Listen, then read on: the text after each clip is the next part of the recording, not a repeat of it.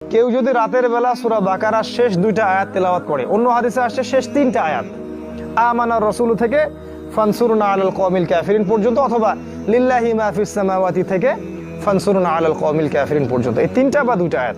আমি 3টা পড়ি, রিস্ক কম। যদি পড়েন সারা রাত আপনি তাহাজ্জুদ পড়লে যে নেকিটা পাইতেন, ওই কাজটা করার জন্য সেই নেকিটা পাবেন।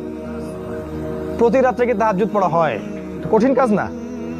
সূরা বাকারার শেষ 2টা আয়াত পড়লে আপনি এটা পারবেন ইনশাআল্লাহ।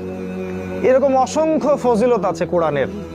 সবচেয়ে বড় কথা, কোরআন আপনাকে সাকিনা দিবে, প্রশান্তি দিবে, টেনশন দূর করবে, আপনার রোগ দূর করে দিবে, আপনার কলিজাকে ঠান্ডা করে দিবে। তার চেয়ে বড় কথা, আল্লাহর সাথে আপনার সম্পর্ক তৈরি হবে। এক সময় দেখবেন কোরআন পড়তে পড়তে আপনার চোখ দিয়ে ধর ধর করে পানি পড়ছে, ওই দিন বুঝতে পারবেন যে কোরআন আপনার কলিজা ভেদ করে ঢুকে গেছে।